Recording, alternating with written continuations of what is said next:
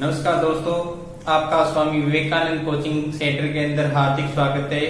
हमारा जो प्रतिहार वंश चल रहा था दोस्तों, उसके अंदर हमने लास्ट अंतिम जो इस प्रतिहार शासकों के अंदर मिहिर भोज प्रथम के बारे में अध्ययन कर लिया था। तो दोस्तों, इस कड़ी को अपनी आगे बढ़ाते हुए ये प्रतिहार वंश का अंतिम वीडियो है, जिसको आप पूरा देखें, आपका प्रतिहार कंप्लीट हो जाएगा। तो दोस्तों, अपने अंतिम जो पढ़ के आए हैं मिहिर भोज प्रथम, उसी का उत्तर होता है जिसका नाम आता है महेंद्र पाल प्रथम। क्या नाम आता है? महेंद्र पाल प्रथम आता है दोस्तों।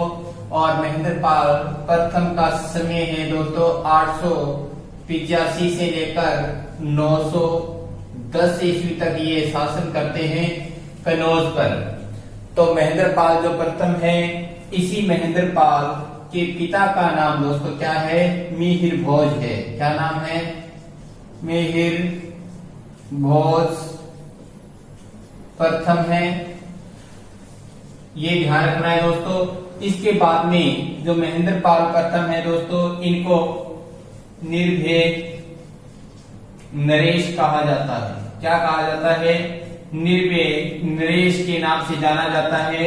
और महेंद्र पाल प्रथम का जो दोस्तों राजगुरु अगर माने, या यूं कहें कि इनका दरबारी कवि की बात करें तो वो दोस्तों राजशेखर थे। राजशेखर जो विद्वान है दोस्तों, वो इसके दरबार में दरबारी कवि थे।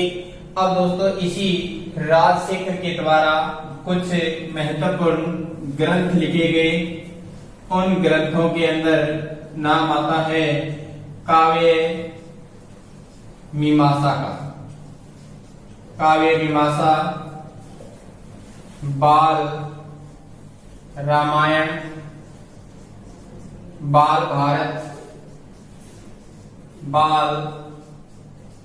भारत और प्रचंड काव्य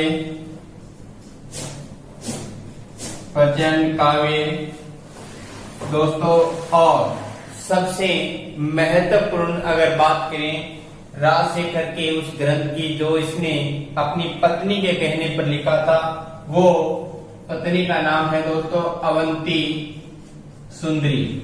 क्या नाम है? अवंती सुंदरी। और इस अवंती सुंदरी के कहने पर दोस्तों राजशेखर ने एक ग्रंथ लिखा था जिसका नाम है कर्पूर मंजरी। क्या कौन सा ग्रंथ लिखा था? कर्पूर मंजरी नामक दोस्तों ग्रंथ लिखा था। ये आपको दोस्तों अच्छी तरह से याद होना चाहिए। अब जो महेंद्र पाल प्रथम है दोस्तों, इसके जो पुत्र हुआ उसका नाम भोज द्वितीय था। क्या नाम था? भोज द्वितीय था। अब जो भोज द्वितीय है दोस्तों, वो 910 ईस्वी से 913 ईस्वी तक शासक बना। लेकिन इसी भोज द्वितीय का जो सौतेला भाई था, जिसका नाम आता है दोस्तों महिपाल, उस महिपाल के द्वारा क्या किया गया कि इस भोज द्वितीय से अब ये कनौज की सत्ता है जो छीन ली गई थी। अब दोस्तों अपने बात करते हैं महिपाल प्रथम के बारे में। किसके बारे में? तो महिपाल प्रथम के बारे में बात करेंगे दोस्तों, जो प्रतिहारों के अंदर एक शासक जिसके समय में विदेशी यात्रियों का भी आगमन हुआ। तो दोस्तों अपने बात करते हैं महिपाल प्रथम की। किसकी? महिपाल प्रथम की बात करेंगे। इसने अपने भाई जो भोज द्वितीय है उसको पराजित किया था 913 में, और सवे ये 914 ईस्वी में गद्दी पर बैठा और 943 ईस्वी तक ये दोस्तों शासक रहा था। 943 ईस्वी तक। तो दोस्तों रघुकुल मुक्तमणि के, और इसी को रघुकुल मुकुटमणि भी कहा जाता है। क्या कहा जाता है? अन्य नाम वो भी याद रखना है, विनायक पाल और हेम्बर पाल के नाम से भी जाना जाता है। विनायक का भी गणेश जी होता है और हेम्बर का मतलब भी गणेश होता है। इधर रघुकुल मुक्तमणि और रघुकुल मुकुटमणि, इन नामों से किसको जाना जाता है? तो महिपाल प्रथम को जाना जाता है।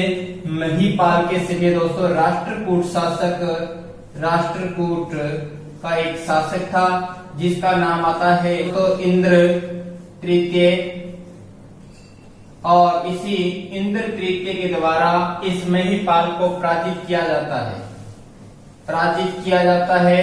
तो यहाँ से जो महिपाल है दोस्तों भाग जाता है। महिपाल क्या हो जाता है? महिपाल है दोस्तों वो भाग जाता है। फिर भी इस महिपाल की एक शासक है चंदेल वंश का, चंदेल वंश के शासक जिनका नाम आता है दोस्तों हर्ष। इस हर्ष नामक शासक के द्वारा इस महिपाल की सहायता की जाती है और ये महिपाल वापिस दोस्तों कनौज का शासक बनता है। कनौज का क्या बन जाता है? वापिस से उन्हें ये शासक बनता है। किसकी सहायता से? तो दोस्तों याद रखना, जो चंदेल वंश के शासक हर्ष है उसके सहायता से। अब दोस्तों आपने इसके साथ साथ में और भी बातें ध्यान में रखनी है।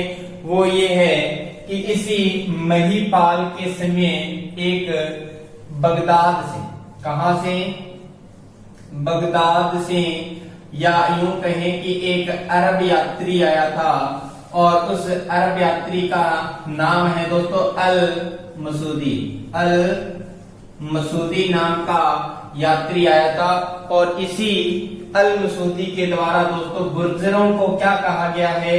तो इस अल मसूदी ने दोस्तों जो गुर्जर प्रतिहार है उनको अल गुर्जर कहा है, अल गुर्जर कहा है। और दोस्तों जो राजा होते थे उनको अल मसूदी के द्वारा बोरा कहा गया है। क्या कहा गया है? बोरा कहा गया है। तो ये दोस्तों आपने क्या रखना है? ध्यान रखना है। अब अपने महिपाल के बाद में एक शासक है दोस्तों कायक शासक के नाम से भी जानते हैं प्रतिहारों में, उसके बारे में बात करते हैं। तो आप साथ साथ में नोट करें और इस वीडियो को अपने दोस्तों में शेयर करें। अब दोस्तों क्या है, इसके बाद में एक शासक आता है जिसका नाम आता है राज्यपाल। क्या नाम आता है दोस्तों? राज्यपाल आता है। और इस राज्यपाल जो प्रतिहारों का शासक है, किसका शासक है दोस्तों? प्रतिहार का शासक है। और इसके शासन काल के अंदर 1018 ईस्वी के अंदर, यानी 1018 ईस्वी के अंदर जो महमूद गजनवी है, कौन सा? महमूद गजनवी। इस महमूद गजनवी के द्वारा दोस्तों भारत पर कहते हैं कि कुल 17 आक्रमण किए गए थे। उसमें से ये 12वां आक्रमण इसने कनौज पर किया था। उस समय जो कनौज का शासक है वो कौन था? प्रतिहार शासक राज्यपाल था। लेकिन राज्यपाल है दोस्तों वो इसकी से डरकर है जो भाग गया था, डरकर भाग गया था। और इसी कायरता के कारण, इसकी कायरता के कारण दोस्तों जो चंदेल राजा जिनका नाम आता है विद्याधर, क्या नाम आता है? विद्याधर आता है दोस्तों। इस विद्याधर ने क्या किया? इस राज्यपाल की हत्या करवा दी। क्या करवा दी? हत्या करवा दी। तो ये दोस्तों आपने ध्यान में रखना है। अब दोस्तों इस राज्यपाल के बाद में एक शासक हुआ जिसका नाम आता है त्रिलोकपाल। क्या नाम आता है? त्रिलोकपाल आता है। और इसी त्रिलोकपाल पर दोस्तों 1019 के अंदर महमूद गजनवी आक्रमण करता है। एक अंतिम शासक हुआ है जिनका नाम आता है दोस्तों यशपाल। और इस यशपाल के बाद में दोस्तों जो प्रतिहार शाखा है वो उत्तरी भारत से समाप्त हो गई थी। अंतिम शासक कौन है दोस्तों? यशपाल। क्या नाम है? यशपाल है दोस्तों। और इसी यशपाल है जो प्रतिहारों का शासक है। किसका शासक है? प्रतिहारों का शासक बना दोस्तों। और ये प्रतिहारों का शासक है जो 1036 ईस्वी के आसपास की इस कनौज शाखा का शासक था। ये सारे दोस्तों कनौज शाखा के शासक थे। लेकिन 11वीं शताब्दी के अंदर, कौन सी शताब्दी में? 11वीं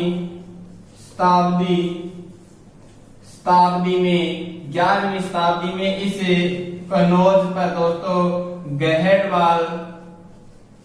गहड़वाल शासकों ने अधिकार कर लिया। गहड़वाल या गहड़वालों द्वारा अधिकार कर लिया गया। और इसी प्रकार को जो कनौज पर दोस्तों प्रतिहारों की जो अंतिम शासक है यशपाल चौहान, ये प्रतिहार 1036 में, लेकिन कनौज पर दोस्तों 11वीं शताब्दी में गहड़वालों के द्वारा अधिकार कर लिया गया। गहड़वाल अर्थात अपने जयचंद गहड़वाल की बात करेंगे तो दोस्तों जयचंद गहड़वाल जो संयोगिता है वो सारे कहाँ के शासक थे? कनौज के ही हुआ करते थे। और उन गहड़वालों के द्वारा 11वीं शताब्दी में दोस्तों किस पर अधिकार कर दिया गया? कनौज पर अधिकार कर लिया गया। इस प्रकार है दोस्तों जो प्रतिहारों का अंतिम शासक जो यशपाल है उसके माध्यम से 1093 ईस्वी के अंदर